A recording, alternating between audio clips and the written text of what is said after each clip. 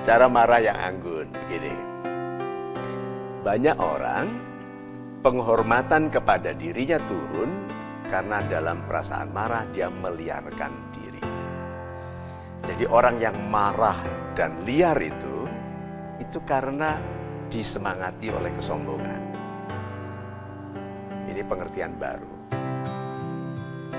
Hanya orang yang sombong yang bisa marah dengan kasar. Bagaimana logikanya? Orang yang sombong merasa dia lebih berkuasa, lebih kuat daripada orang yang dimarahi. Iya tak? Itu sebabnya dia bisa menumpahkan kemarahannya dengan cara yang tidak hormat. Nah, kalau dia marah kepada orang yang lebih kuat, berani. Orang lebih besar, lebih berkuasa, lebih tinggi pangkatnya, lebih berkuasa untuk bahkan memerintahkan hukuman kepada kita. Kita tidak marah. Paling-paling kita dirundel. Berarti orang yang marah dengan kasar itu harus orang sombong. Berarti dia merasa mampu melukai tanpa ada pembalasan. Tuh. Untuk menghindari itu berarti pertama jangan sombong. Orang yang tidak sombong tidak marah dengan cara yang merendahkan orang lain. Kalau tidak sombong ini marahnya gini. Mas, saya harapkan Anda itu lebih mengerti daripada ini. Itu marah. Itu marah. Gitu. Orang yang selalu mengatakan gini, Pak Haikal, gitu, Pak Haikal. Lalu suatu ketika dipanggil, Pak Haikal, namanya disebut lengkap. Kirim email, Mario. Tapi kalau suatu ketika kirim email, Mario itu gitu.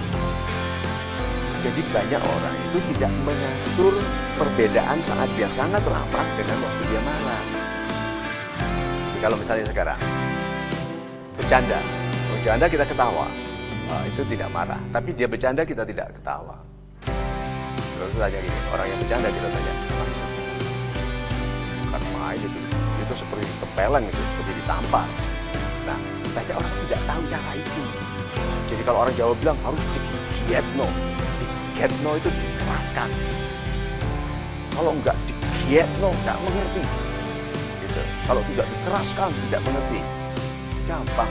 Gitu. Jadi marah ini. Gini, karena Anda tidak patuh, Anda libur saja dulu ya, 3 bulan. Oh baik Pak, terima kasih. Tidak tanpa gaji ya.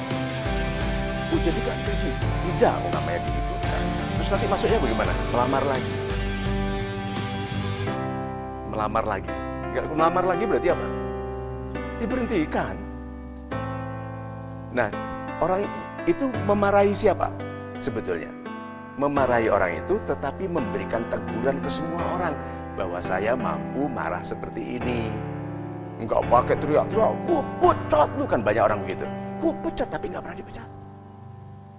Dia ternyata hobinya hanya mengancam. Nah, marah yang anggun itu marahnya orang yang menghormati dirinya, menghormati orang lain. Menghormati dirinya gini. Masa sih namanya besar kok marahnya seperti orang kecil?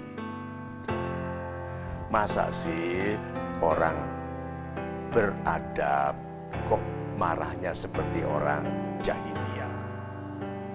Pertanyaan.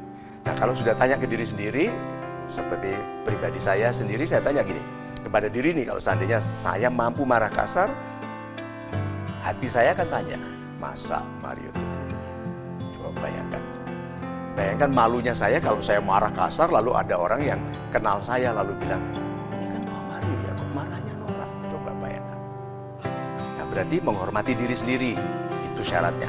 Kedua, menghormati orang yang dimarahi. Memang kita nggak pernah salah dulu, sehingga pantas dimarahi. Apalagi saya yang nakal ini, pantas dimarahi dulu waktu. Dan saya sebagai anak muda mengharapkan dimarahi dengan anggun. Coba kalau dulu ada orang tua yang marah kepada saya, Mario, katanya kamu mau jadi orang besar di masa depan, masa begini cara belajar. Tapi kalau dibanding-bandingkan, dimarahi, dibentak-bentak, itu anak orang lain, makan kurang kamu, gitu kan? Nanti kita jadinya sakit hati lalu membalas. Paling bahaya adalah anak membalas ke orang tua dengan membodohkan diri. Dia nggak sekolah, dia supaya orang tuanya terhibur. Jadi kesimpulannya, jangan sombong, hormati diri sendiri, hormati yang Anda marahi, upayakan supaya dia tidak kehilangan hormat dan membangun rasa hormatnya setelah kita marah menjadi orang yang